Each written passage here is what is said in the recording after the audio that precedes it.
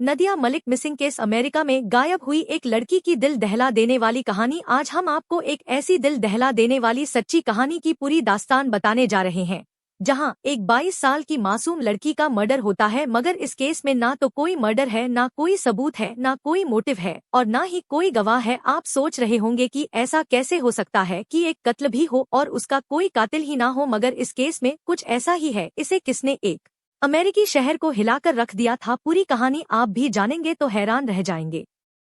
दुनिया इस केस को नाजिया मलिक मिसिंग केस के नाम से जानती है, तो क्या है नदिया मलिक मिसिंग केस की पूरी कहानी? चलिए जानते हैं सब कुछ डिटेल से इस वीडियो में। मगर कहानी शुरू करने से पहले अगर आपने इस चैनल को सब्सक्राइब नहीं किया है तो जल्दी से चैनल को सब्सक्राइब कर बेल आइकन दाब ले। चलिए कहानी शुरू करते हैं।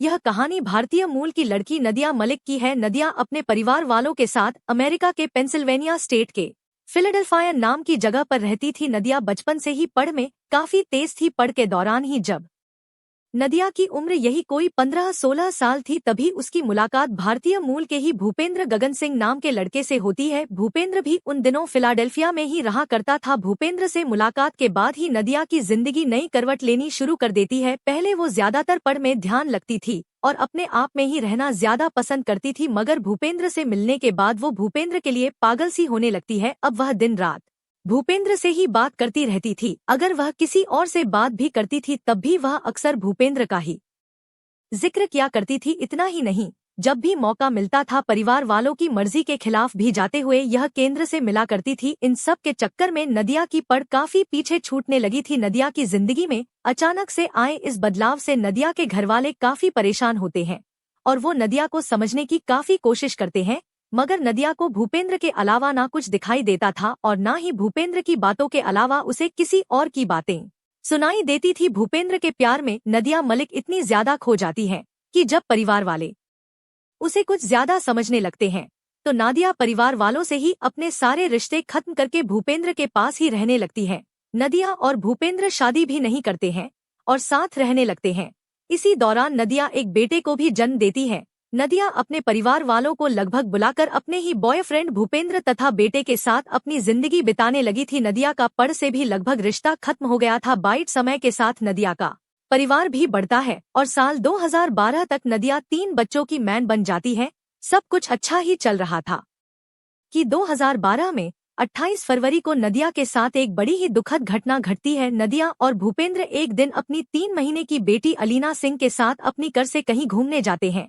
अभी ये लोग मार्केट में ही तभी अचानक से नदिया की बेटी को सांस लेने में तकलीफ होने लगती है। बच्चे की इस हालत को देखते हुए नदिया और भूपेंद्र उसे संभालने की कोशिश करते हैं, मगर उसे बच्ची की स्थिति में कोई सुधार नहीं आता है। नदिया अपनी बेटी की हालत को देखकर बहुत ज्यादा परेशान होने लगती है, मगर यहीं पर भूपेंद्र एक ऐसा कदम उठाता है जिसकी उम्मीद नादिया नहीं कभी नहीं की थी। दरअसल मरती हुई बेटी को उसी हालत में छोड़कर भूपेंद्र वहां से यह कहते हुए भाग जाता है कि इसे तुम ही संभालो और तुम ही पुलिस को मदद के लिए फोन करो, मैं कुछ नहीं जानता। नदिया अभी कुछ कर पाती उससे पहले ही वह मासूम सी बच्ची बिल्कुल शांत पड़ जाती है। नदिया के बुलाने पर थोड़ी देर में पुलिस और मेडिकल टीम भी मदद के लिए जाती है, मगर तब तक नदिया की बेटी इस दुनिया से जा चुकी होती है। बच्चे की मौत की वजह को समझने के लिए पुलिस पोस्टमार्टम भी करवाती है, मगर हैरानी की बात यह होती है कि पोस्टमार्टम के बाद काफी गहराई से जांच करने के बावजूद यह पता नहीं चल पाता है कि आखिर इस बच्ची की मौत की वजह क्या थी। हालांकि कुछ जांच में ही संकेत मिलते हैं कि बच्ची मस्कुलर डिसऑर्डर जैसी गंभीर बीमारी से ग्रसित मगर इस स्थिति में भी अचानक से उसकी मौत स्वाभाविक नहीं लग रही थी। वैसे भी जब बच्ची का दम घुटने लगा था तो वहां से उसके पिता भूपेंद्र भाग निकाला था, इसलिए पुलिस को शक होता है कि शायद भूपेंद्र ने ही तो इस बच्ची के साथ कुछ गलत नहीं किया है। इसलिए पुलिस मर्डर के एंगल से भी जांच करती है, मगर पुलिस को कोई सबूत नहीं मिलता है। इस तरह उसे बच्चे की मौत का कारण एक रहस्य बनकर ही रह जाता है। इस घटना के बाद एक बार फिर से नदिया के परिवार वाले नदिया से संपर्क करते हैं और उसे समझते हैं कि भूपेंद्र अच्छा लड़का नहीं है, तुम उसे छोड़कर वापस हम लोगों के पास जाओ। मगर नदिया कुछ भी सुनने को तैयार नहीं होती है और वो भूपेंद्र के साथ ही रहती है। नदिया भले ही अपने परिवार वालों के साथ नहीं जाती है, मगर बेटी की मौत के बाद भूपेंद्र के साथ उसके रिश्ते पहले जैसे नहीं रह जाते हैं। अब इन दोनों में अक्सर लड़ाई होती थी। छोटी छोटी बात पर दोनों काफी लड़ते द नदिया की बहन मोना मलिक के मुताबिक अब भूपेंद्र अक्सर नदिया पर हाथ भी उठा दिया करता था। गाली गलौज और छोटी छोटी बात पर लड़ाइयाँ तो बेहद आम हो गई थी। कुछ समय तक तो नादिया यह सब कुछ खेलती है, मगर अब चीज उसके भी बर्दाश्त के बाहर होने लगती है और वह भूपेंद्र को छोड़ने का मैन बनाने लगती है। इसीलिए वह अपनी खुशी किसी और में ढूंढना शुरू कर देती है और इसी सिलसिले में उसकी मुलाकात थोमासिन नाम के एक व्यक्ति से होती है। थोमासिन उस आर्मी में कुछ साल तक अपनी सेवाएं देने के बाद वापस आया था और फिलहाल इंजीनियरिंग कर रहा था। धीरे धीरे नदिया थॉमस सिंह के करीब आने लगती है। थॉमस भी नादिया को पसंद करना शुरू कर देता है और वो नदिया से कहता है कि जितनी जल्दी हो तुम भूपेंद्र का साथ छोड़कर वापस जाओ। नदिया भी भूपेंद्र को जल्द से जल्द छोड़ना चाहती थी, मगर भूपेंद्र नदिया को छोड़ने के लिए तैयार नहीं होता है। इसी खींचतान के बीच कुछ और महीने बीत जाते हैं। एक साल ले चुका था। 2014 प्यार से शुरू हुआ। नदिया और भूपेंद्र का रिश्ता काफी जहरीला हो चुका था। नए साल में नदिया अपनी जिंदगी की नई शुरुआत करने की कोशिश करती है और इसी कोशिश के तहत वह एक बार फिर से अपनी पढ़ शुरू करती है। नदिया डॉक्टर बनने का ख्वाब प्लेट हुए मेडिकल एंट्रेंस टेस्ट की तैयारी करने लगती है।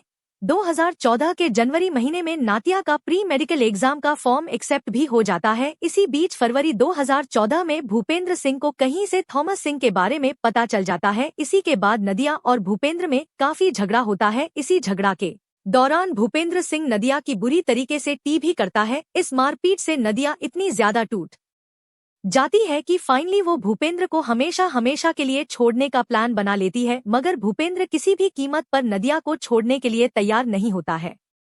भूपेंद्र नदिया के नए बॉयफ्रेंड थॉमस को भी मैसेज करते हुए कहता है कि अगर तुम नदिया की जिंदगी से बाहर नहीं होते हो तो तुम कभी भी नदिया को नहीं देख पाओगे। इसका अंजाम बहुत बुरा होगा। जब नदिया बिल्कुल बेबस हो जाती है और भूपेंद्र की कैद से नहीं निकल पाती है तो वह अपने भाई खालिद मलिक को फोन करती है और उससे मदद की गुहार लगती। बहन की हालत को देखते हुए खालिद 9 फरवरी 2014 को भूपेंद्र सिंह को फोन करता है और उससे नदिया को छोड़ने के लिए कहता है। इस बात पर फोन पर ही खालिद और भूपेंद्र की काफी बहस हो जाती है। इसी बीच फोन पर ही बैकग्राउंड में नदिया की आवाज सुनाई देती है, जो रोते हुए कह रही थी कि ये मुझे घर के बाहर भी नहीं जाने दे रहा है, इसने मुझे कैद कर लिया है, मुझे बचाओ। नदिया की आवाज सुनकर खालिद कुछ का पता उससे पहले ही फोन कट जाता है। फोन काटने के बाद खालिद कई बार भूपेंद्र के नंबर पर फोन करता है, मगर बात नहीं हो पाती है। नदिया से भी संपर्क नहीं हो पाता है। इसी के बाद कुछ अनहोनी की आशंकाओं के साथ तुरंत खालिद पुलिस को फोन करते हुए घटना की जानकारी देता है। खालिद के फोन के तुरंत बाद पुलिस की एक टीम भूपेंद्र के घर पर जाती है, मगर वहां ना तो भूपेंद्र मिलता है और ना ही नादिया। पुलिस आसपास के उन सभी संभावित जगह पर छापेमारी करती है जहां केंद्र जा सकता था, मगर कहीं से भी भूपेंद्र का कोई अतापता नहीं चलता है। 9 फरवरी 2014 की तारीख यूं ही बेचती है नदिया और भूपेंद्र का कोई आता पता नहीं लगता है। इसी के बाद 10 फरवरी 2014 को नदिया के परिवार वाले आधिकारिक तौर पर पुलिस में जाकर भूपेंद्र सिंह गगन के खिलाफ लिखित में शिकायत दर्ज करवाते हैं। भूपेंद्र के पास एक ब्लैक कलर की निशान कर थी। जांच के दौरान पता चलता है कि नदिया भूपेंद्र के साथ साथ वो ब्लैक कलर की निशान कर भी गायब है। इसी आधार पर पुलिस वाले अनुमान लगाते हैं कि शायद भूपेंद्र और नदिया इसी कार्य से कहीं निकल गए हैं।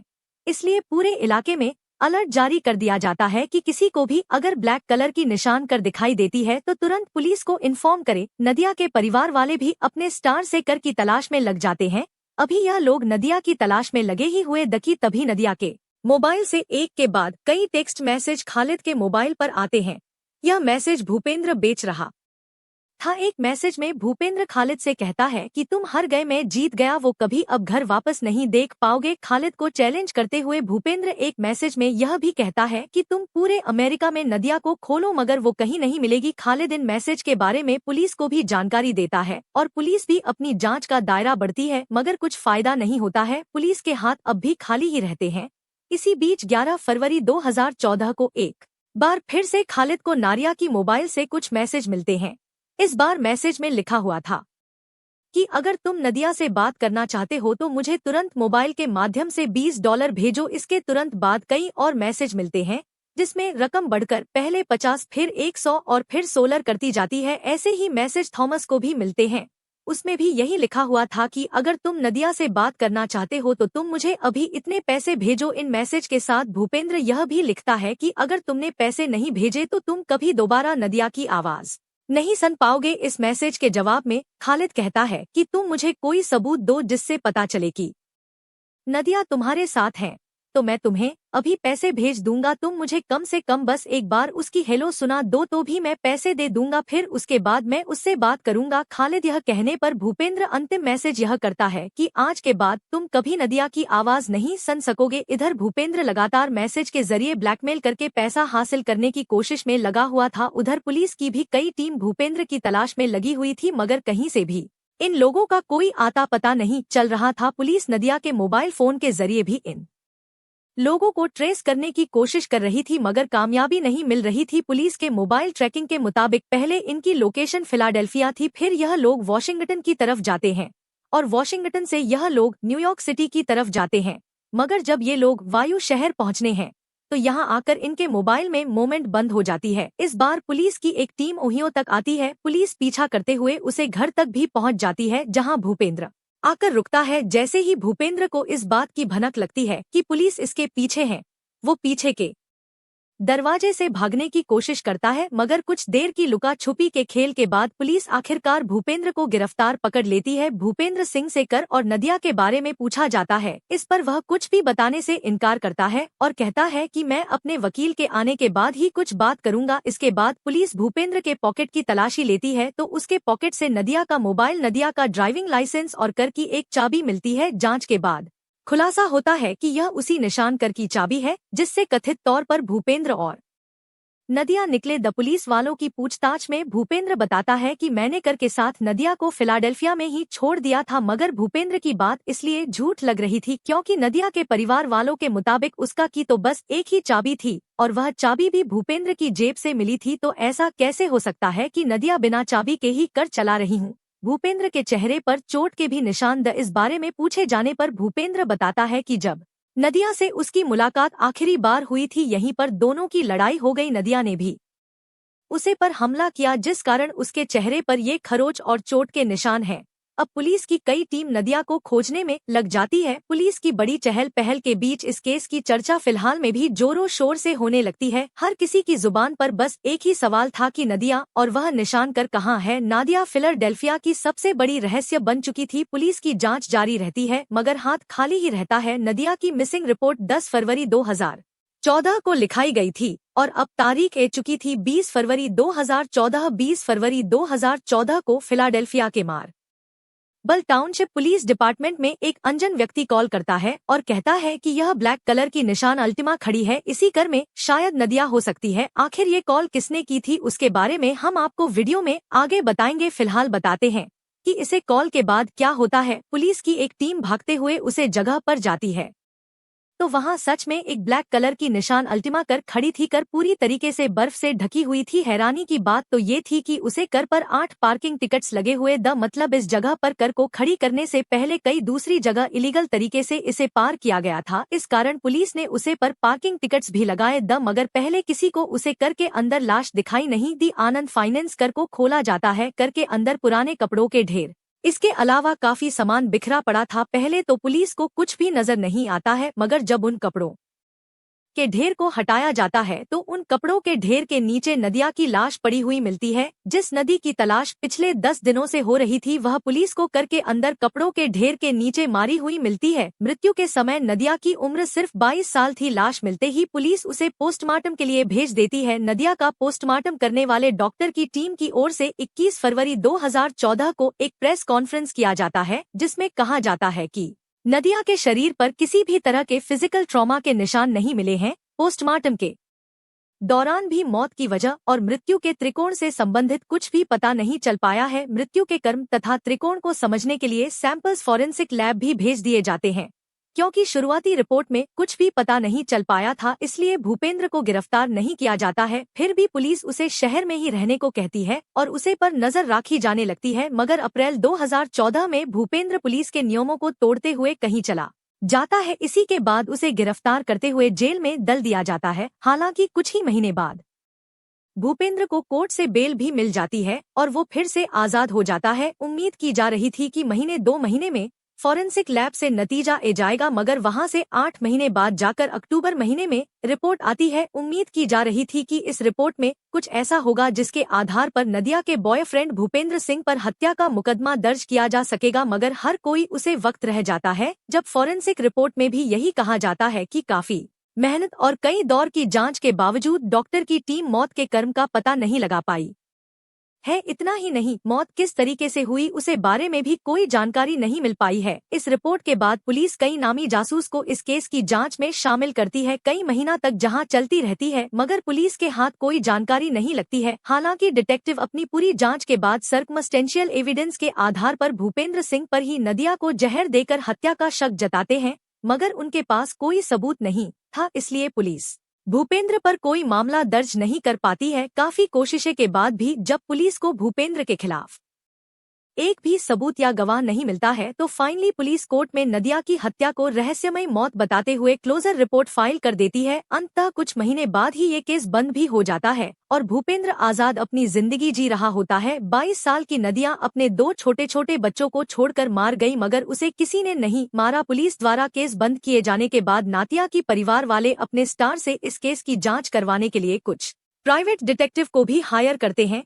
प्राइवेट डिटेक्टिव अपनी जांच में कुछ सबूत इकट्ठा करते हैं, उसके आधार पर नदिया के परिवार वाले फिर से पुलिस द्वारा इस केस को खोलने की अपील करते हैं, मगर प्राइवेट डिटेक्टिव द्वारा कलेक्ट किए गए एविडेंस की जांच के बाद पुलिस यह कहते हुए इस केस की दोबारा जांच करने से इनकार कर देती है कि उन सबूत में कोई दम नहीं है। 2015 में नदिया का भाई खालिद मलिक नदिया की मौत से संबंधित जानकारी देने वाले व्यक्ति को पहले 50,000 रुपए का इनाम देने का ऐलान करता है। महीना बीत जाते हैं मगर एक भी कम की जानकारी कहीं से नहीं मिल पाती है। वैसे प्राइवेट डिटेक्टिव ने जो सबूत इकट्ठा किए उसके आधार पर नदिया के परिवार वालों ने दावा किया कि नदिया को दाहिने हाथ में जहरीला इंजेक्शन भी लगाया गया था, इसी वजह से उसकी मौत हुई और ये इंजेक्शन किसी और बल्कि भूपेंद्र ने लगाया। भूपेंद्र ने पहले नदिया के हाथ में जहरीला इंजेक्शन दे दिया और फिर कर को बंद करके सभी सबूत मिटाने के बाद नदिया को अंदर ही छोड़कर भाग गया। कुछ लोग कहते हैं कि शायद नदिया ने खुद ही आत्महत्या की हो, मगर इस बात में भी कोई दम नजर नहीं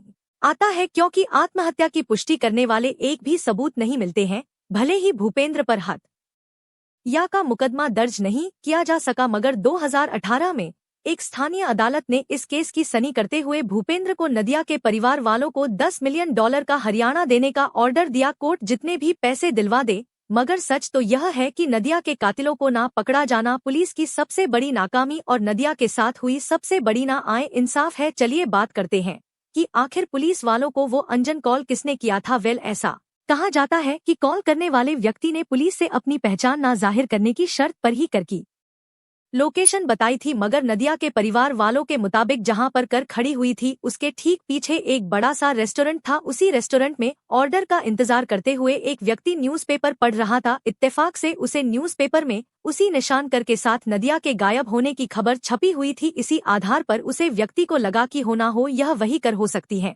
क्योंकि उसने वो कर कई दिनों पहले से एक ही जगह पर खड़ी, मगर उसे सवाल का जवाब कभी नहीं मिल पाता है, जिसका जवाब नदिया के परिवार वालों समेत हर कोई जानना चाहता है। दोस्तों, आपके अनुसार नदिया का कातिल कौन हो सकता है तथा उसकी हत्या कैसे की गई होगी कि सबूत ही नहीं मिला? कमेंट बॉक्स में जरूर बताएं।